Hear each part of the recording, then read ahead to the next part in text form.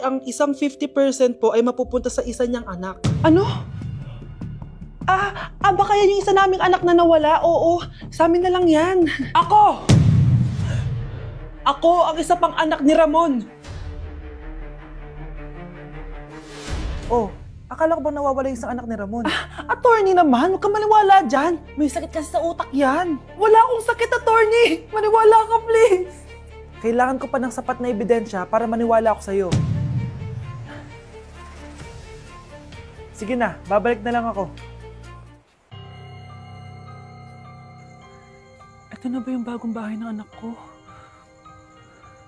Ikaw, babae ka? Sinubukan mo pang agawin sa amin ng kayamanan ng tatay mo? Ang sama nyo, tita! Gusto nyo kunin lahat! Well, hindi naman maniniwala sa'yo si attorney dahil wala kang ebidensya. Tao po, attorney po ito. Nandiyan si attorney. Halika dito! Ayan, ikukulong muna kita dito sa bodega hanggat hindi ko pa nakukuha mga kayamanan. Yes, attorney! Hawak ko na ang 100% ng kayamanan ni Ramon. Nandito na ang titulo, papeles at cheque ng mga kayamanan niya. Salamat, attorney, ha? Scarlett, hindi ko na alam kung ano nangyayari sa nanay ko. Pero huwag ka mag-alala. Ako bahala sa'yo. Kailangan na matigil tong pinagagawa ni nanay. Tao po. Sino ka? Ako po yung nanay ni Scarlett, yung anak din ni Ramon. Totoo ba to? Pinagsasabi mong babae ka? Kami lang ang pamilya ni Ramon. Attorney, huwag ka magpaniwala dyan. Peke yan. Hindi to peke. Pwede mo ipacheck to sa attorney. Kaya ilabas mo na siya. Kinulong po ni nanay si Scarlett sa bodega. Ha? Anak?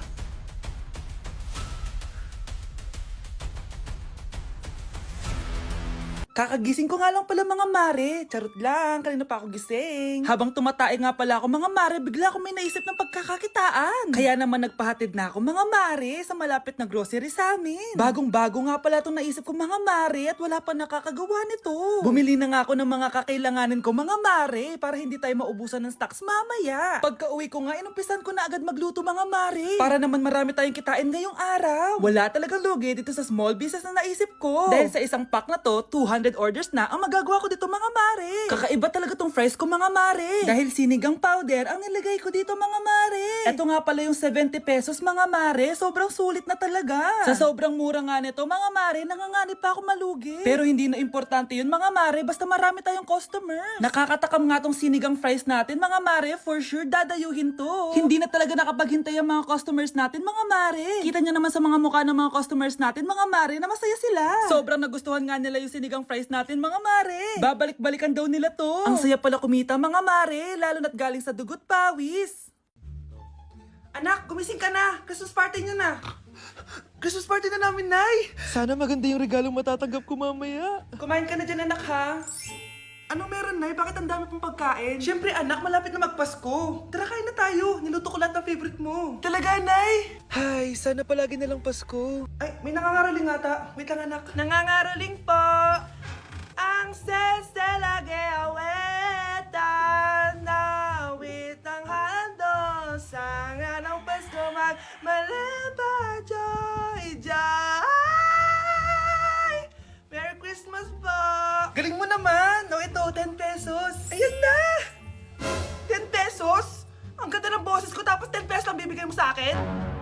Alis na nga ako, kuripot mo. Wow, demanding pa. A few moments later. Okay, class, mag-exchange gift na tayo. Wow, ang bango neto. Thank you. OMG, bagong bag. Alam mo talaga yung gusto ko, ah. Thank you. Nasaan yung exchange gift ko? Wala yung ka-exchange gift mo, be. Absent siya. Bawi ka na lang next year. Minsan na nga lang mag-Christmas.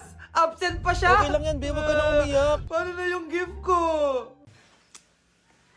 Oh, anak, ba't malungkot ka? Wala ako natanggap na regalo, Nay. Absent yung ka-exchange gift ko. Oh, eto, para sa'yo, anak. Merry Christmas! Para sa akin to, Nay. Thank you!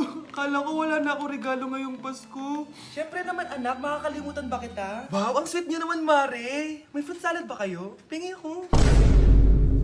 Tama na. Ano to? Wala na namang ulam? Mahal, pangako, bukas may kakainin na tayo. Sinabi mo rin yan kahapon. Paano tong anak natin, ha? Paano natin ito bubuhayin? Mahal, please, magtulungan tayo. Makakaahon din tayo dito. Ayoko na. O ito, ikaw na maghalaga niyan. Mahal, please, wag mo naman kaming iwan. Babalik na ako sa dati kong buhay. Sa buhay na nakakain ako na masarap. Sa buhay na nakakapag-party ako. Sa buhay na prinsesa ako. Ayoko na ng gantong buhay. Mahal, please. Babawi ako. Kaya mo na yan. At wag na ako gugulin, ha? Anak, pangako hindi kita iiwan ha. Nandito lang ako para sa'yo. Hindi kita papabayaan. Okay, Mr. Ramon? Ma'am, tanggap na po ba ako sa trabaho? Sorry sir. Based sa resume mo, hindi ka pala nakapagtapos ng college. Ang hanap po namin is college graduate.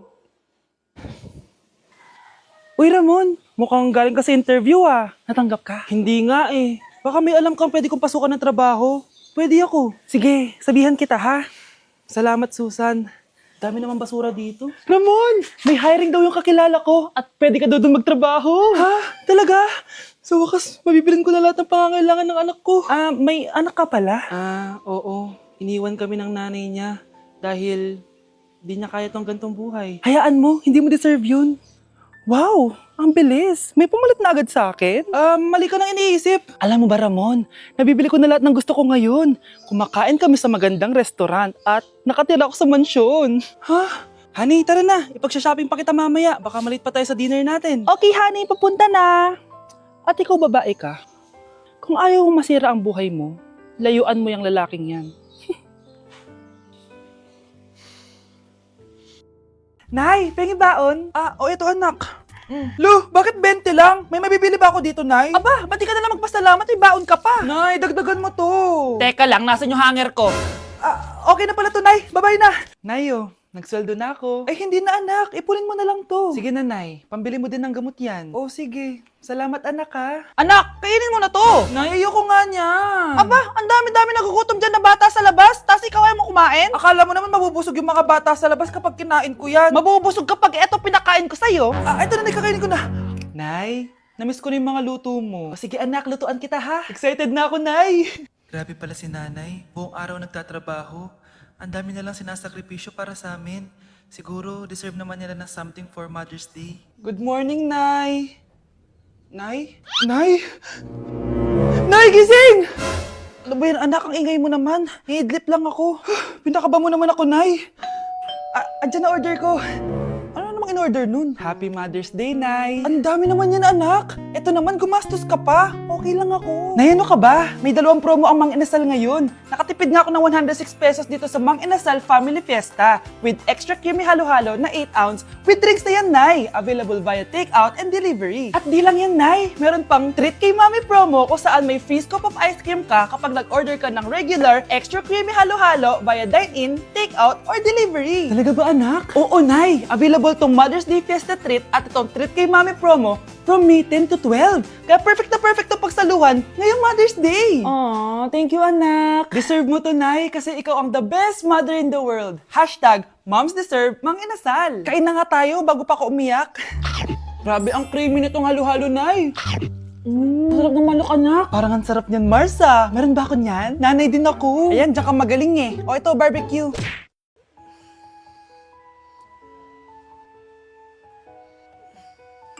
Good morning, love. Kain ka na. See you later. I love you. Kilig naman. Love, kainin mo na to. Ayoko nga niyan lang. Oh, airplane. Nga.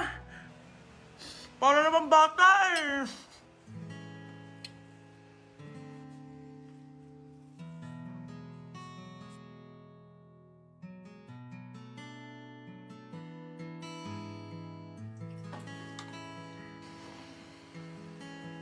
Horror papanoorin natin, love, ah. Ayoko na, nakakatakot, love. Ayun na, ayun na.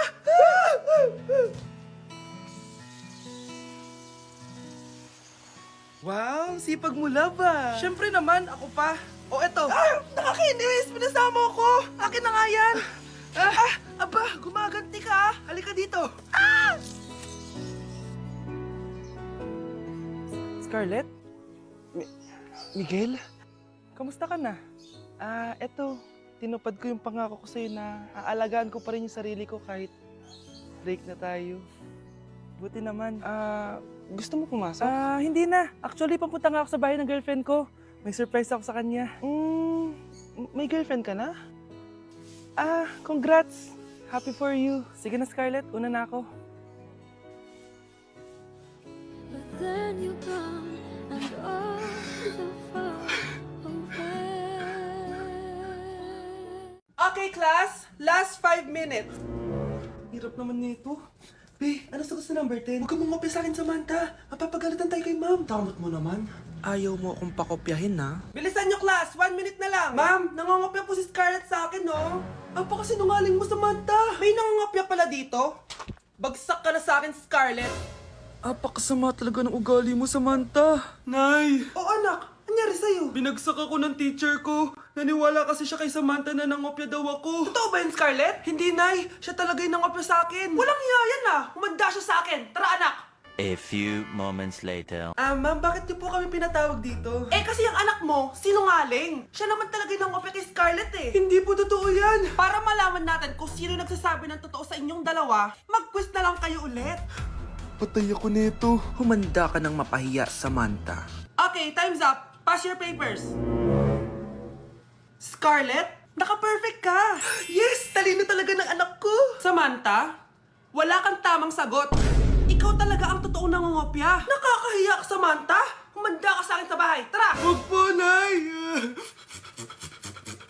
Anak? Yes po, Nay. Aalis ako, ha? Nay, sama po ako. Natatakot po ako dito. Wag na, anak. Sandali lang ako, promise. Sige po, Nay. Few moments later. Anak, tignan mo yung nakita ko sa daan. Nay, tapon niyo po yan! Oh, bakit anak? May masamang espiritong nakatira dyan, Nay! Ayan, kung ano-ano kasi pinapanood mo sa TV. Totoo nga, Nay. Oh, anak, ilalagay ko muna dito to at kakain na tayo, ha?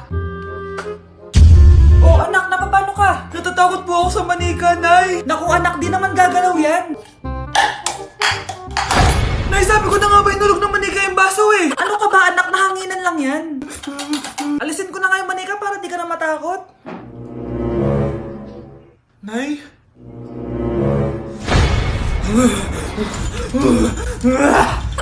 Sabi ko na nga po, demonyo yun eh. Practice lang, anak.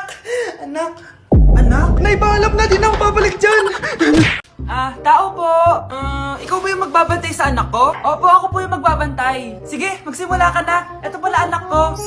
Ang cute naman po niya. Aalis pala ako. Ikaw muna bahala sa anak ko, ha? Sige po. Bye-bye. God bless. Few moments later. Ang boring naman. Magsalita ka nga. Sige, ako na lang. Kukwento ko sa'yo kung paano ka ginawa ng mga magulang mo. Ganto kasi yan. Yung tatay mo may May tumatawag. Hello? Napakain mo na ba yung anak ko? Napakain?